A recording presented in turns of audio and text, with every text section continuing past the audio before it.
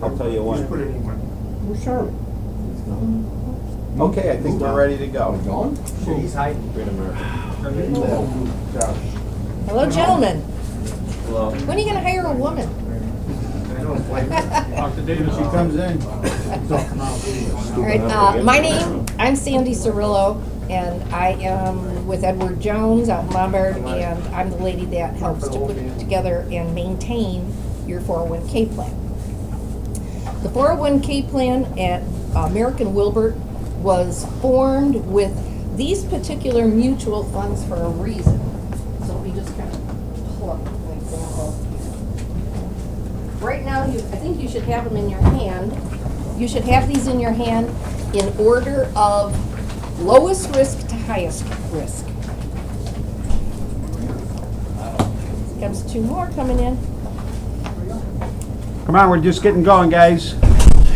I was gonna stay back there. What's your last name? Rui. He's got like $1 million in No, I just lost half of it again over the last 2 weeks. All right, I'm trying to get it out of here. the easiest thing to look at on here is this graph. On that graph, what you're gonna see is 3 colors on the graph. Sometimes they're hard to see, but there's a red line, a green line, and a blue line. The green line and the blue line are the indexes your fund gets measured against. Stock market index like the S&P 500 or a corporate bond index. And it tells you how good your fund, which is the red line, is doing against those. The American Funds mutual funds were chosen by Greg 20-some years ago just because they protect your downside more than any other fund group that we know of.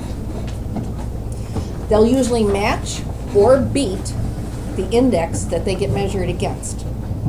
So more than anything, we felt it was prudent to protect downside. Not everybody understands the stock market.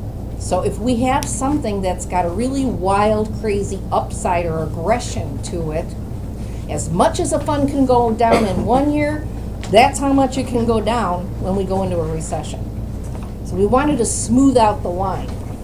You're gonna see that the end of '08, beginning of '09, on every one of them has a little dip.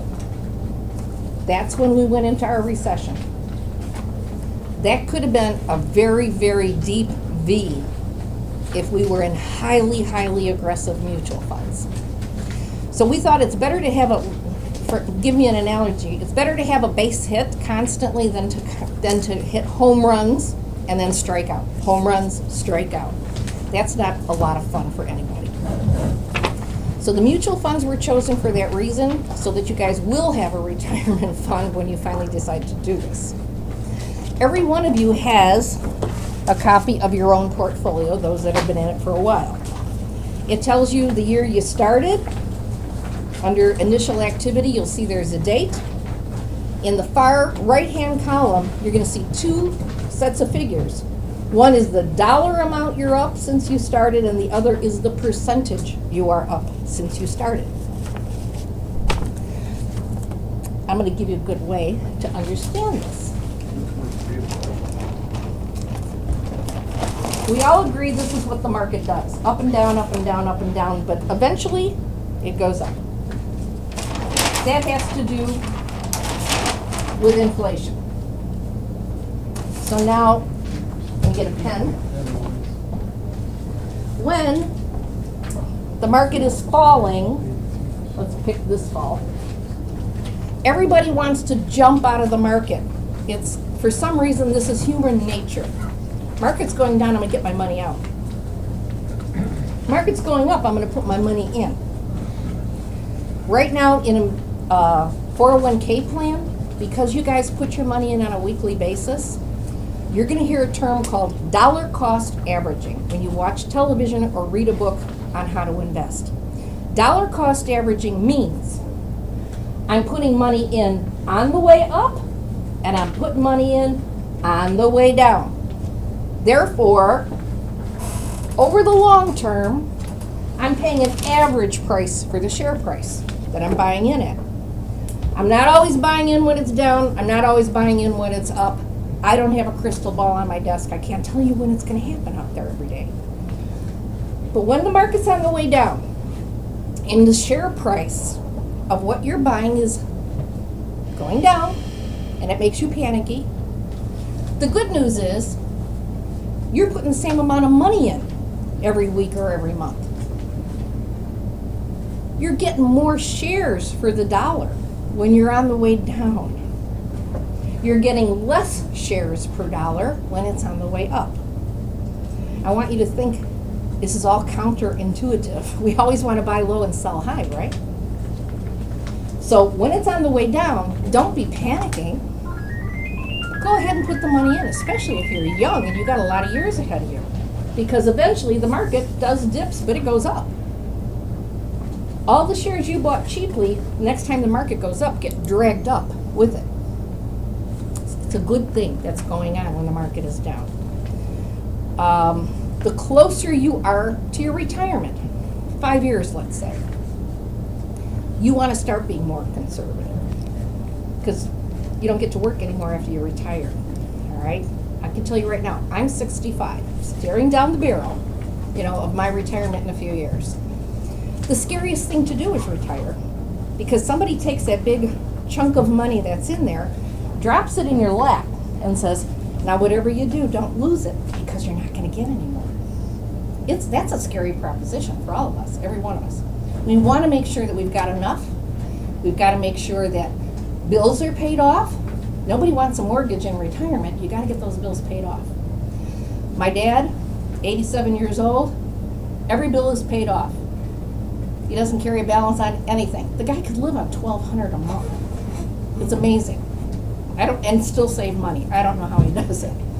But if we still have a mortgage, if we still have car payments, you still have kids in college, you're not going to be able to retire. Your money's going out, out, out. We want you to get it going in while you're young, and it gets all this time to go from here to here when you finally do retire. So that's what these mutual funds are geared for, protecting the downsides so that we have more upsides than downs, getting you to put the money in. Even if you start out with a small amount of money, put 1-2% of your check in if you've got a little cash flow problem. But I will guarantee you, every one of us, we expand our standard of living into our take-home pay. If I'm getting 1% less, I'm just going to adjust less, 1%. Maybe I'll give up going to Starbucks and getting a latte every day just to adjust for that. When your kid suddenly has to go to some kind of lessons, you will give up something, whether it's your gym membership or whatever it is, to give your kid what he wants. The same thing happens with the money that you're taking out of your 401k, taking out of your paycheck to put into your 401k.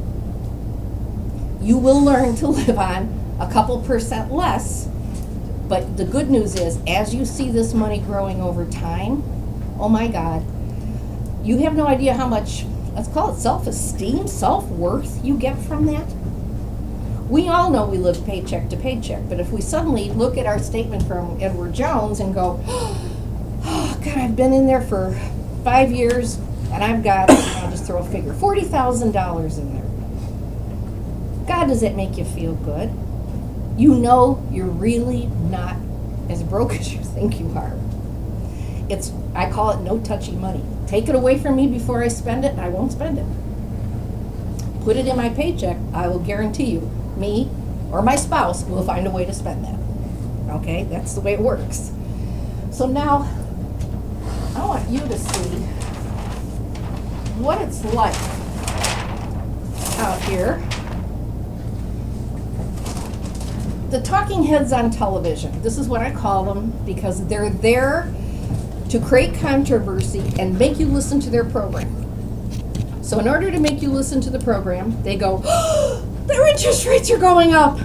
Oh, the interest rates are going down. The market's going up, the market's going up. I don't care what it is, they're going to hit it with a tagline on why you should be frightened of that. And that's not true. The guys on television, they've got an agenda. Number one, I got to make you watch my program. The only way I'm going to make you watch my program is by creating controversy. For those of you who read Money Magazine, every month on Money Magazine's front cover it says, where to invest your money now. Like as if there's some urgency to get your money in one specific type of investment. The one thing they never tell you is what the follow-up is. You don't 5 months later say, they don't say, oh, we were wrong about that. You know, that was a really crummy investment. That you'll never hear that. We want you to be into something good. This here is a complete economic cycle. In its simplest form, it always goes 1, 2, 3, 4, and starts all over again. There is a cycle. You will hear in our in the jargon, it'll say there's an expansion in the economy, a contraction. An expansion, a contraction. Interest rates can't go down forever, neither can they go up forever. That's expansion, contraction, expansion, contraction. Stock market's the exact same way. There are times the stock market's going gangbusters, and there are times you go into a recession. Expansion, contraction, expansion, contraction. It's how they keep an even playing field. If the market only went up forever and didn't get let's go right back to real estate. We were all there, every one of us, when that happened. Everybody thought, I can buy anything, hurry up, put some brand new tile down and flip it and make money. It was true at one time. It didn't last forever though, did it? And when it fell hard. You lost your money in it. You were upside down on your mortgages. You paid way too much for something. That happened, I'm going to go back to, some of you are too young, darn you, but the tech wreck, as they call it. Technology stocks 20 years ago went gangbusters. You could have thrown a dart at any technology stock and made money. But sooner or later, it all came to a screeching halt. People had bought all the technology they could possibly buy. And everybody who had something new suddenly had 5 other people doing the exact same thing. They had competition. That's normal. So we had an expansion, and then kaboom, you had a contraction. It'll happen many, many times in your and my lifetime. We want to keep your head skirt on straight and make sure you know when it's down and you're buying it, you're getting way more for your money. When times go up, believe me, all those cheap shares you bought will go right up with it. And eventually we all make money. All right, when you look at this economic cycle, there is something that does well and something that does poorly in each one of these quadrants. And the only thing I can't tell you is how long we stay in each quadrant. This one up here, the one we're about to go into, and I'll show you why, is the one we stay in the longest. It could be anywhere from 5 to 15 years that we stay in this one. Okay, just look at the interest rates. By rates, they mean interest rates. We were here. Interest rates were low. Economy was starting to go back up after our big bust. Bernanke just told us, a week ago? He's thinking, didn't say he was doing it yet, but he's thinking about raising interest rates. When they're tightening up for us, there's something that good and bad that goes on with whether interest rates are up or down. When interest rates are low, everybody who's young here in this room is happy as a clam. You could go out and get a 3.5% mortgage. You could go out and get a car for about 3.5% interest. You can finance something very cheaply. And that's what the government is counting on. You letting loose of your money. You letting loose of your money stimulates the economy again to go back up. However, everybody in the room who's a senior citizen is not happy. I'm getting less than 1% on a 1-year CD, maybe 0.30. And yet, we still have runaway inflation at 3% per year, and I'm only getting 0.03 on my money. I might as well bury it in a mayonnaise jar in my backyard. I mean, I'm not making anything on there if the interest rates are low, and my food and my gas at the pump is costing way more. Okay, so I'm the one that's not happy, the one who has to live off the income on their investments. However, the younger people are thrilled. The day this turns around and the interest rates start to go back up again, every one of you who said, "Oh, I waited too long. I better go out and buy a car while the interest rates are low. I better go out and get my house before the interest rates go up." As soon as Bernanke dropped that pearl off his lip, everybody who was thinking about it suddenly got more urgency. Again, that's going to stimulate the economy, push it up. And he knows that. He said he wouldn't raise the rates himself on the treasuries till probably the beginning of next year. So we gave you a 6-month warning. You want to finance something, do it now. And then people will say, oh my God, the heads on TV will say, interest rates are going up, interest rates are going up. Oh my God, the interest rates are going up. Is that bad for the economy? No. It's telling us we're in the strongest part of the economic cycle. Anybody in here know what on-time delivery means? All right, what that means is no one wants to hold anything in inventory because the money sitting in inventory is just money that's idle. So everybody asks for on-time delivery. Ship it to me exactly when I need it. Here's a period of time where they'll start saying, I'm going to start holding stuff in inventory because I'm anticipating I'm going to get this stuff out the door faster, that there will be a lot of demand for it, therefore I will stockpile it. This is where we're heading. First time you hear that the interest rates have gone up, you've headed right into the strongest part of the economy. That usually lasts the longest. People will spend money on big ticket items. Washers, dryers, automobiles. But then a manufacturer is going to stockpile steel, aluminum, I don't know, cement, whatever it is that they need for their product to get it out the door. They're going to start stockpiling. There is something good that goes on and something bad that goes on in each one of these, depending on who you are. So right now, young people are happy, they get cheap financing. Old people are sour as a bunch of old sour grapes because they can't get any return on their money at the bank. They can't get any safety. Once we head up here, the stock market will go up. Initially, the first time you'll get a knee-jerk reaction that the stock market will go down because of those talking heads. The stock market reacts emotionally first, rationally dead last. This is what wins every time. This is rationality. So if anybody needs to be reminded of it, they can call me. If anybody needs a little advice, where to put their money, call me. That's what I'm here for. I'm here to make sure that you've got a sounding board, someone to bounce it off of, okay? So, does anybody not understand this? I want some questions from you guys. How do you define economy? The economy? How do Yeah. I define it? Yeah. It's the constant expansion and contraction of what goes on. There are times, like I said, the interest rates are low, people will borrow money like crazy, which just stimulates the economy. Then there's times that the interest rates will go back up, Okay. and you'll stop buying things like houses, cars. You'll be very rational about how you do that. I can go back to the early 80s. I sold real estate on 26th of Pulaski back then. Interest rates on mortgages were 18%. I couldn't sell a house to save my soul. And then I turned around and said, okay, I got to get out of this business because I don't know how long this is going to last. And that's where I came here. I said, where's money going? Money was going into bonds and markets that were paying. I had double tax-free bonds at 10% back then. It was wonderful. So I just followed the money and wound up here.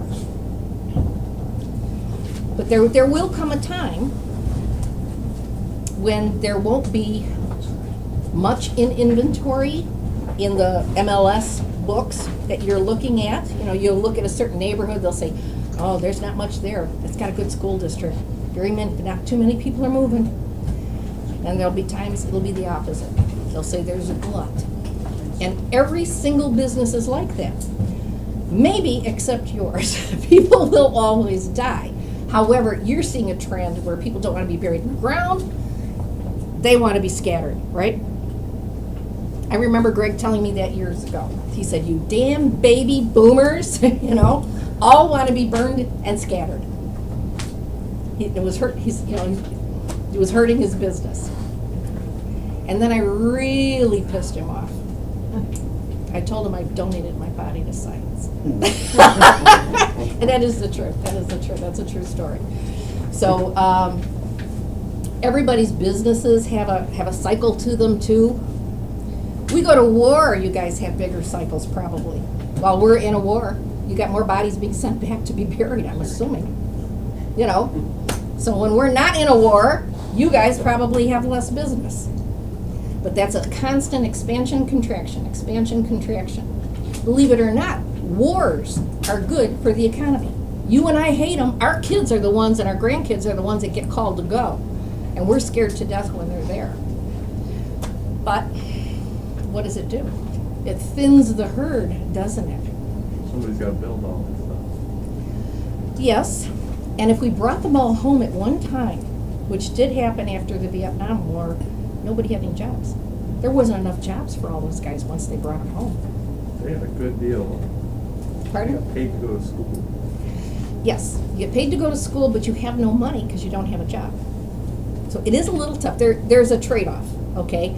The trade-off is you're traumatized, you may have wounds, and you may have a family that you need to feed.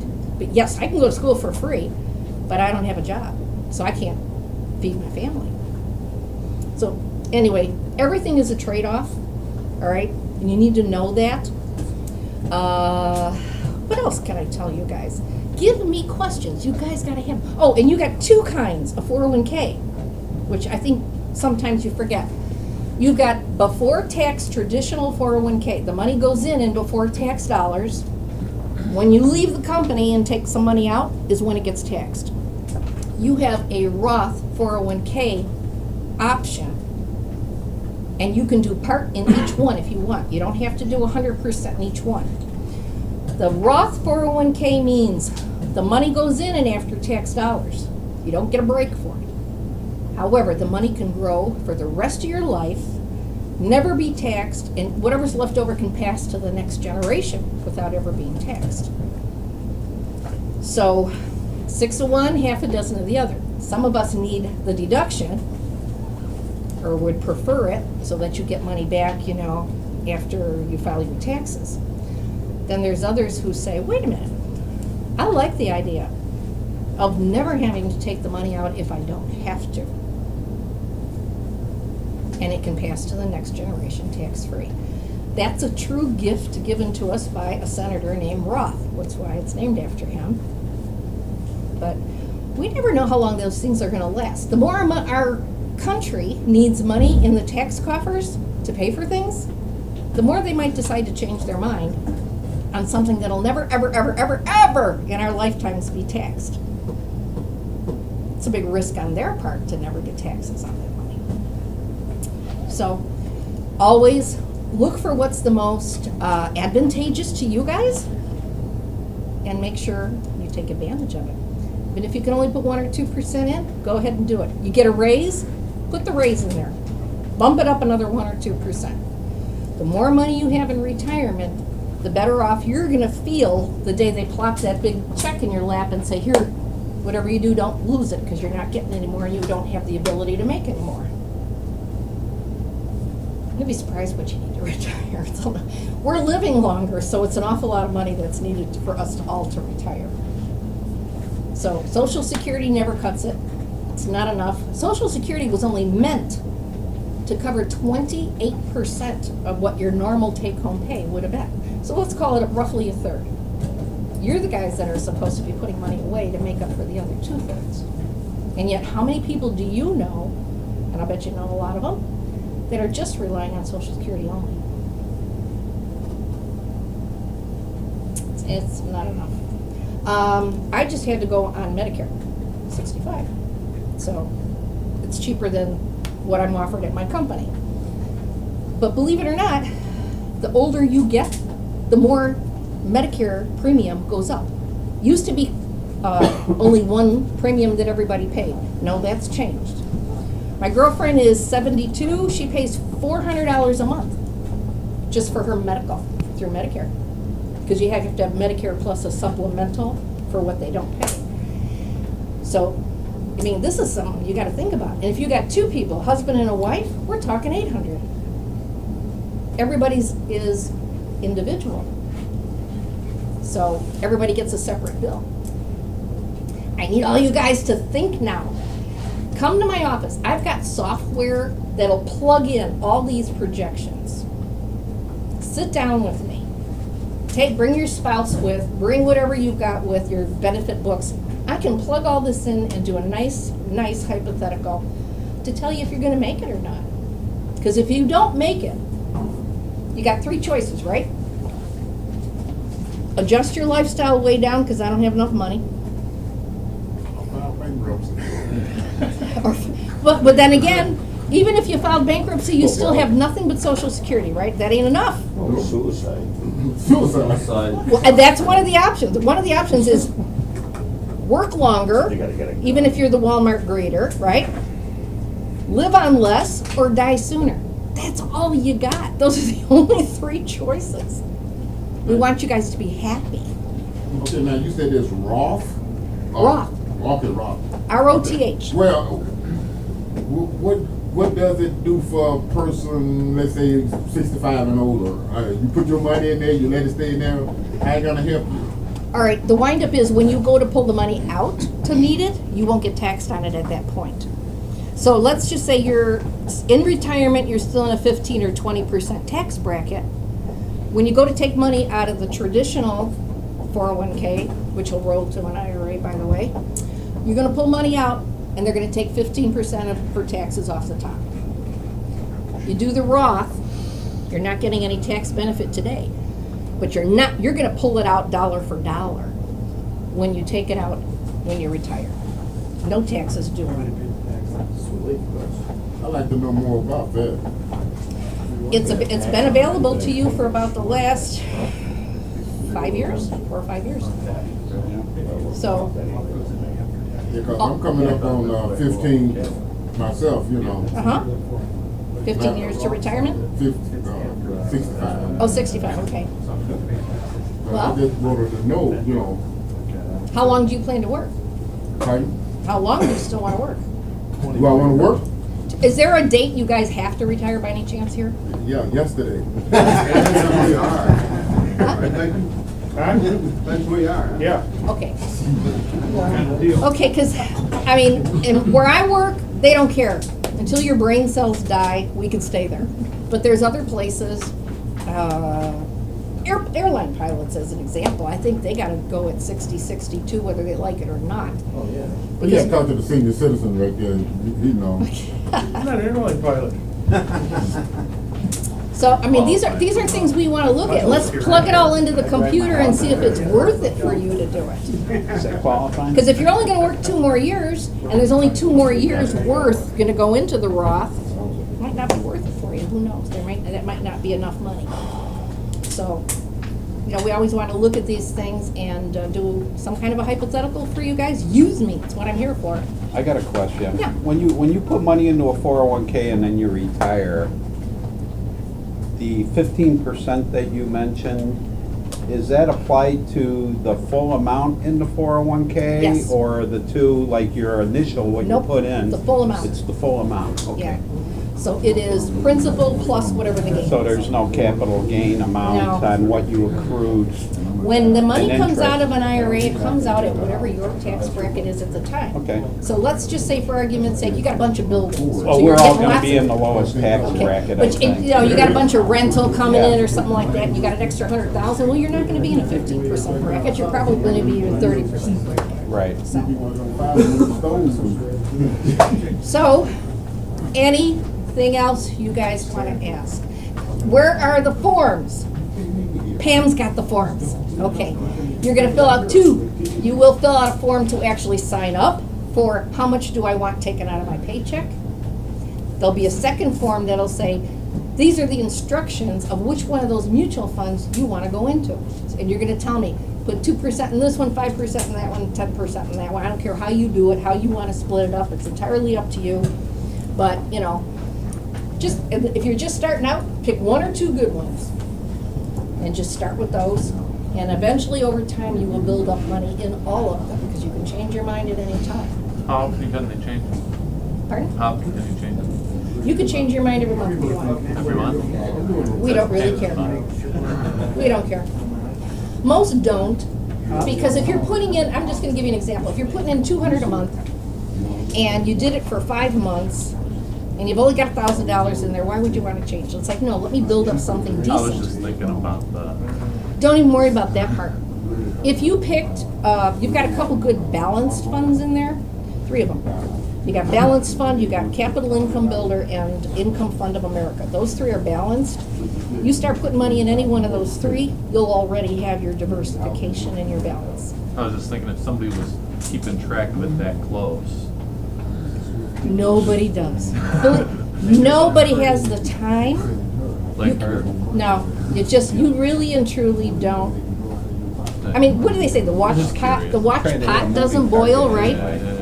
You want to take a look at it probably a couple times a year when you're starting out. If you have a substantial amount of money in there, you got a couple $100,000 or better in your 401k, you'll watch it probably at least every quarter. You're not, or the very least when you get a statement every month, you'll look at it.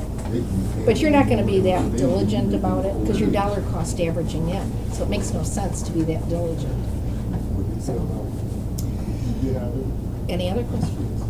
I got a question. So, you said if we're in the regular 401, we cash it out when we're at retirement age, that's at 15%. Are we taxed at 15%? Yes. Well, tell you what most people do. They don't cash it all out. They don't want the taxes on a couple $100,000. They don't. They roll it to an IRA. This is the vehicles that the government lets us do. Take the 401k, pull it out of Wilbur Bulk, put it in a regular IRA, which is self-directed. Now, in the self-directed IRA, you're not limited to those, 10 mutual funds. You got the whole world open to you.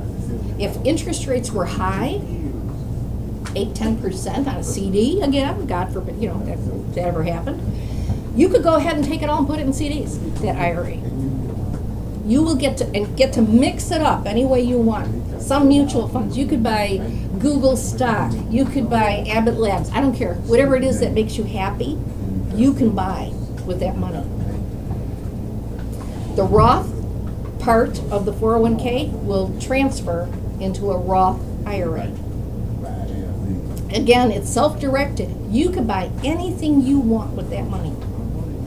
You could diversify yourself, buy the favorite mutual fund you always wanted to, the favorite stock you always wanted to. Gold bricks.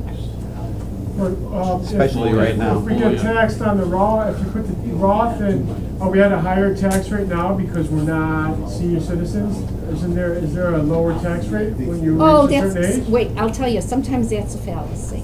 Sometimes that's a fallacy. If you've done a good job in the days you were working, and let's say you're working, your wife's working, you bought a couple of rental properties, I'll throw that out there, okay?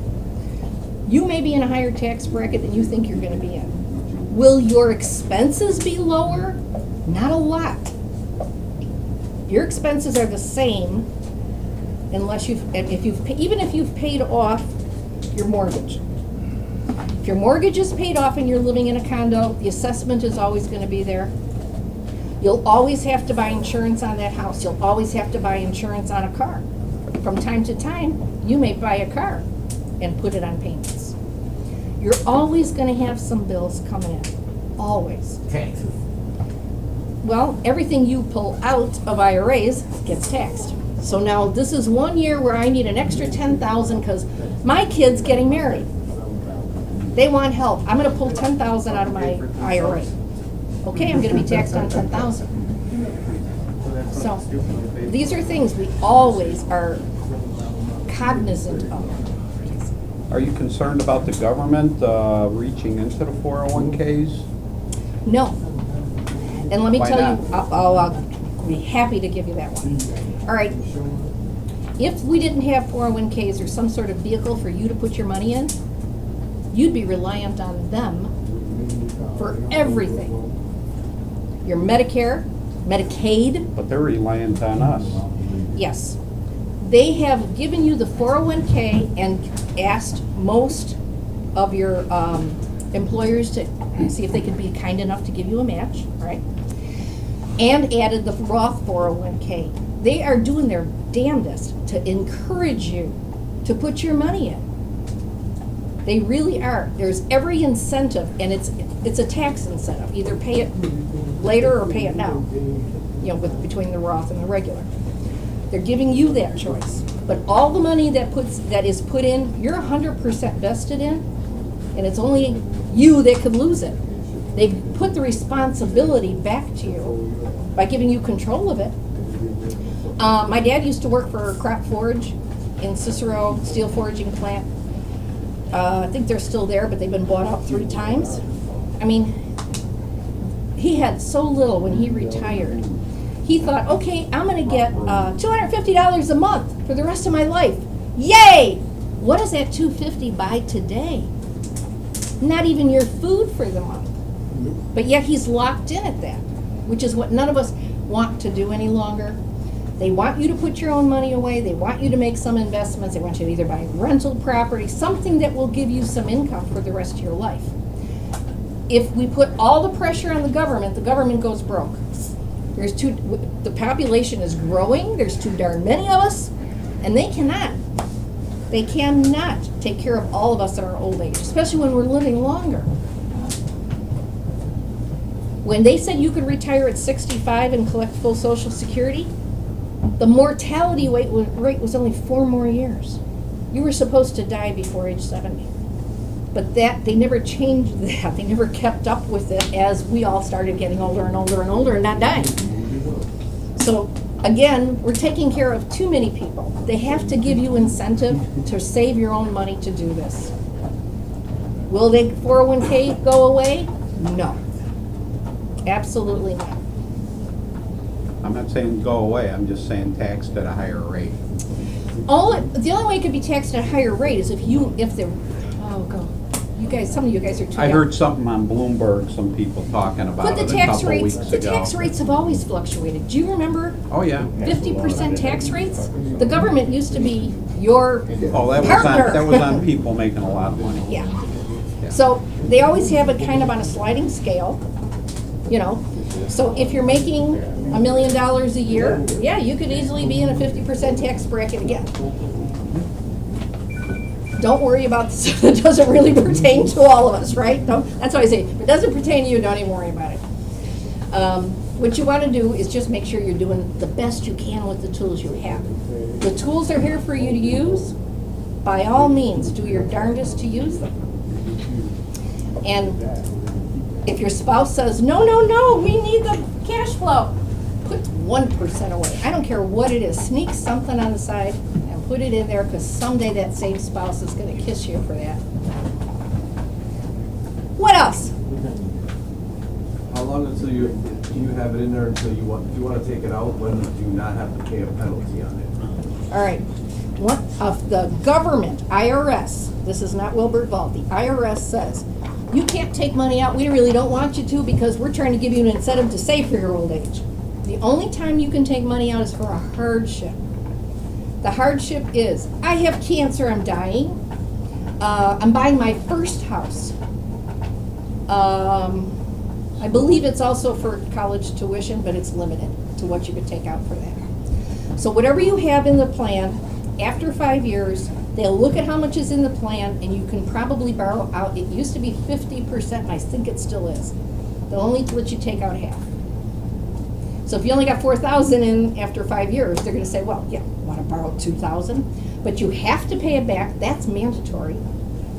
And the government says you have to pay it back at least quarterly. They got to take a deduction from your paycheck to pay that back. So, until it's paid off. If you quit work while you still have a loan, and let's just say you still got $10,000 left on the loan, the day you quit work, the government says that 10,000 is now taxable, thank you very much. And if you're under age 59 and a half, you will pay the 10% penalty. So they make it a little rough on you. They discourage you, obviously, from taking money out. Because what's the point? We're trying to get you to save for your retirement, and every time you get a few bucks, you're pulling it right back out again.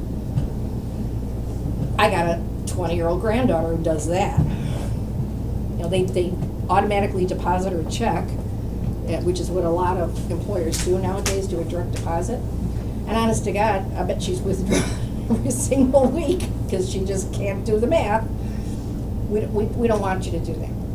Just remember, the whole incentive is we want you to have money for your retirement. Otherwise, you'll be in sad shape. Going to Russia. Hmm? Going to Russia. You're going to Russia? Going to Okay. retire and move to Russia. Cheaper. No, or Greece.